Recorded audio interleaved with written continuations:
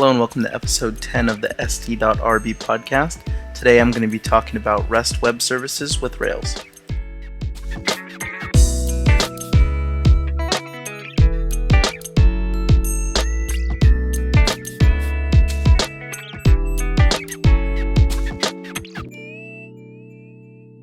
Okay, so today I'm going to be talking about REST as well, but really the other side of things. This talk is designed to be an extension of Kevin's talk, so we're not going to talk about a lot of the, we're not going to rehash over the basics of REST. We're just going to pick up where Kevin left off and start talking about the other side of things. When I first started investigating REST and what it did to my Rails applications and how I built them, there were really two things that excited me. There was the one side of things, which is what Kevin talked about, which was the how you design your applications, your controllers, and really dealing with resources, and really taking everything down to basic CRUD operations. And then the other side of things was what I'm going to talk about with the web services and being able to take the same exact code that you have and in parallel respond to different clients. Typically you're responding to either HTML or even JavaScript using Ajax in a lot of your Rails applications, but now you can take the same code and respond to other things as well, like XML, which, what I'm going to be showing today with web services. Kevin showed responding to a Ruby format. I've done some stuff with responding to a CSV format, things like that. And it just makes things so clean when you can have the same actions respond to different clients that way when you have everything in this kind of RESTful style. Okay, so why REST? And here I'm specifically talking about the web services side of things, and one of them is just because it's very easy to do, and this is the case with a lot of things with Rails. Why do you do it this way? Well, because I can, and Rails makes it really easy to do. Why do you write so many tests? Well, because Rails makes it hard not to. That sort of thing, and I just talked about this, but you can build web service support right on top of your existing code, and I've recently gone through this. I mean, if you build out your controller structure in this style, in this RESTful style, it's very easy to go in and just plop web services right on top of it and not have to change very much code at all. It's very, very simple. So, and actually that's kind of what I'm going to walk you guys through today is taking your basic CRUD controller and just plopping a web service right on top of it and see how little code you actually have to change. This is a bit of a rehash of something that Kevin showed, but I just wanted to show you guys two things. One, you have your map resources column. We're going to be using people in this case, but one, I just wanted to show you how many named routes you actually get for free. Kevin touched on this, but I think just seeing it right in front of you, I mean, I've tried doing. I had to do this for this presentation, but to sit there and do all these named routes for every single controller is a bit of a pain. But once you have them, it's very valuable. It makes some things very nice when you're in your views and you're in your controller. So those are actually all of the routes that you get for free off of that one resources line. The other thing I wanted to point out is a lot of these routes, or there's pairs of routes, and you'll see things that look very similar with the exception of format in the URL itself. And that's one thing that might help explain when Kevin was showing responding to Ruby, and you guys were wondering where that format came from. And I'm going to show this as well when you're using an XML format. I don't know if you guys... So you have your URL right there, and then right after you'll actually have the same URL, but you'll have a format option at the end of it. So you can actually have the same URL, but put a format at the end just like you would a file extension, and tell it that it's supposed to respond to that format. Okay, so this would be your basic CRUD controller in more of the RESTful style. You have your 7 basic actions. You have index, show, new, create, edit, update, and destroy. There's no associations in here or anything like that. We're just dealing strictly with people. Another thing that I've left out for the time being, just to keep things simple, is we're not dealing with validation errors or anything like that. There's no if save do this or do this. We're just assuming that in your create and edit update that there's no errors, and we're just going to go ahead and either redirect or whatever we want to do. So this would be if you have an application without web services. Almost every controller is more or less going to look very similar to this. And then what I want to do now is I want to take this controller that I've already built out and add these web services to it. Okay, so There's, I think there's 4 actions that I'm going to go through and that we're going to add web services to. The first one is the index action. Your index, when you're dealing with people, which is our resource here, your index action is basically just showing you all the people in your all the people that you have. So the route, it's a GET request, and if we're adding web services to it using XML, we can just say /people.xml. So it's the same route as what Kevin was showing before, but now we're saying respond to it in XML. So we have our index action, and you'll notice the respond to, I think Kevin had this in his slides as well, respond to, and we can add wants XML to it. And for XML, all we want to do is just say, instead of showing our HTML template, we just want to render XML, and we want to take our people collection, and we want to turn that into XML. Another thing that is now in Rails is the toXML method, which is very nice. It'll take your collection and it'll output it to XML, like you see in the bottom there under the response. So you actually have your people, and then you'll have each person listed in those, and you can deal with those on the client side. And then I believe this is correct. The default response for those are all going to be a 200 response. Response gets a little bit more important when you're dealing with XML and web services and things like that. So I'll show you some of the correct responses to return on the different actions. Any questions so far? Everyone still with me? Cool. All right. So create's a little bit more involved. What we're doing here is we want to create a new person. So we're same URL. It's just /people.xml, but instead of a GET request, we're going to do post. So going back to Kevin's talk on HTTP verbs, post is going to map to a different action. Instead of mapping to index, it's going to map to create. So same code as before. The only thing that's different is everything within the respond to block. And when it wants XML, we're going to, first of all, we're going to send the HTTP header for location, and we're going to tell them the location of the resource that we just created.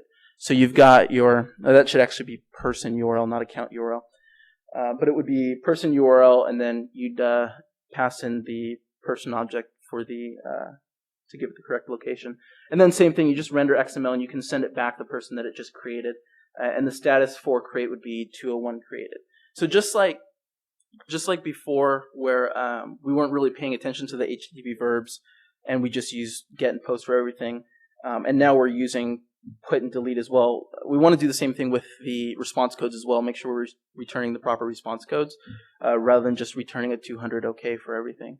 Because I know, at least when I'm dealing with the web services that I create on the other side, if I have an application talking to another one of my applications, a lot of times I'll use response codes and things like that to check for if there was an error or if my create went OK and things like that. So down below, you'll see the response. It returns response code 201 created. It'll also return the location of the resource that you just created, as well as the resource outputted to XML.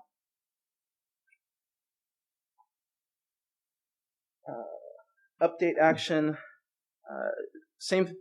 almost the same thing. The URL is a little bit different. Update is you're updating a specific resource, so you're going to want to pass in your resource ID, tack on the XML extension to the end. And it's really similar to the actions we've looked at already. When you want XML, instead of redirecting, all you're going to do is render. You're going to render XML, and you're going to take your person object and output that to an XML format. And I believe the proper response for a put action would be 200 OK if everything went well, unless someone else knows different wants to let me know. Let's see. And the last one is destroy. So that one is using the delete method, and you're deleting a specific resource. So you have people / your resource ID, and then you tack on the XML to the end to tell it that you want XML back. By the way, Kevin mentioned this, but you don't necessarily have to put XML at the end. I'm just doing that for the sake of simplicity and to clarify. But if you're using like curl or some sort of web service client that actually supports those methods, or actually no, that's wrong. You can send the accepts header for XML, and you don't actually have to specify it at the end for the format. So Rails will either grab what it's responding to out of the accepts header or out of the extension that you put in the URL. So in this action, same thing. Respond to, if it wants XML, instead of redirecting back to the list, it'll render nothing. You could render text here, I guess, if you want to say I successfully deleted a person or whatever. but the correct status would be 204 deleted is the response code. And you don't really have to return anything. There's a couple instances and some stuff that I've been dealing with where I've wanted to return stuff, not in delete, but in put. I don't think it's necessarily standard to return body on put, but there's some things that I've been doing where I want that back on a put request. Let's see. Okay, so consuming REST, and I'm not going to get too much into this. I just want to touch on it because it's really the other half of supporting these web services. On one side, you have creating the web service, and the other side, you have consuming them in your client application. And there's a few ways that I've played around with as far as consuming these REST web services. One really simple way, and I mostly use this for testing purposes as I'm going through and developing the application, is just popping open a command line and using good old curl. Curl will support all of your HTTP verbs like put and delete, as well as get and post. And then you can pass it XML and things like that and see the response, that sort of thing. You can use JavaScript. There's a lot of, I've seen a few JavaScript libraries out there that will help you do this. I know Prototype has some support for get and post, and I believe put and delete as well. I've seen some people using the Prototype library as a web service client. The good old-fashioned way, which is what a lot of people have done in the past, and you can find a lot of write-ups on, is using the net HTTP library. That's typically, up until now, I mean, that's really how you would do it if you're trying to deal with a REST API for Ruby. And then the newer way that I'm really looking forward to is Active Resource, which Kevin touched on. An Active Resource is much like Active Record, where it allows you to interface with these resources over your API. So in the same way that Active Resource will map objects in your database, it'll map objects across the web through the API as resources. Active Resource, last time I checked it out, Active Resource didn't have much done to it yet. It only had really basic support for get and delete, I believe. I don't think, and maybe post. It didn't have anything for put.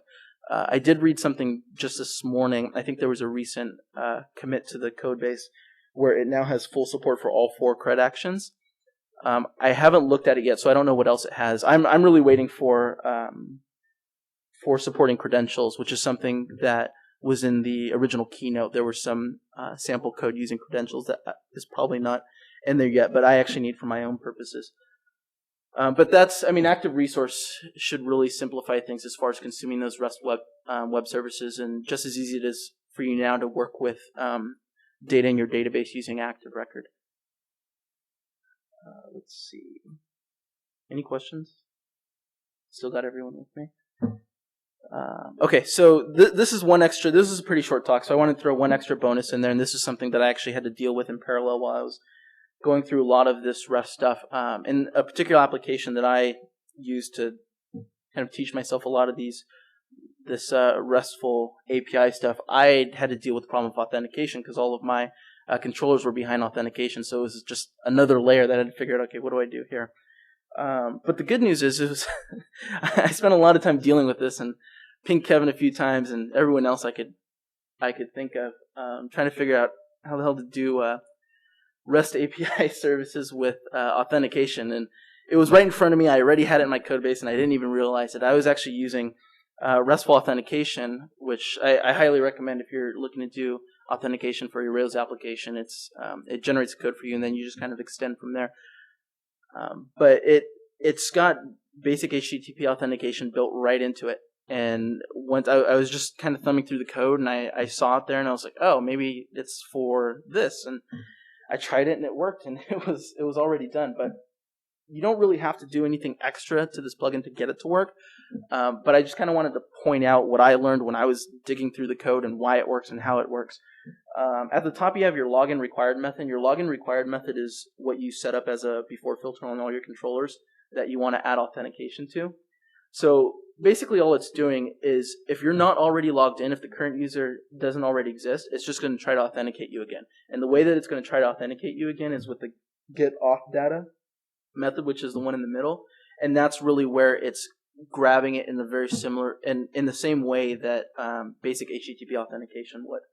So you can, and the way I tested this, like I said, I used curl when I was testing a lot of stuff. Is you can just send your username and password using basic HTTP authentication through curl, and it'll actually grab that data and log you in the same way it would through your application using a login form and the normal login methods. And then at the bottom, this is kind of what clued me into the whole thing. At the bottom, under access denied, Rick has been kind enough to both support HTML as well as XML. And if you're trying to access the application through XML, rather than redirecting you to the correct controller, it returns the proper headers for status as well as the www authenticate header, and spits out a nice can authenticate you message.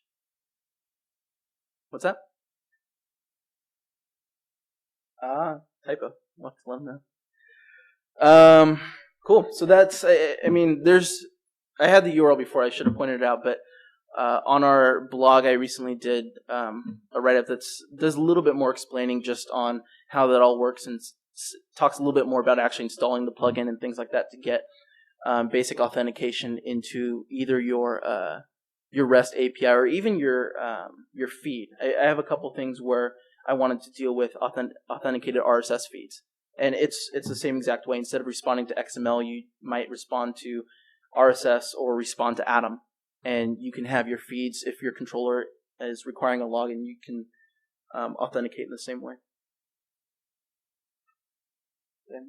That's it. That's the end of it.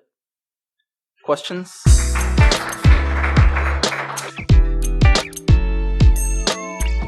That concludes this episode of the SD.RB podcast. See you next time.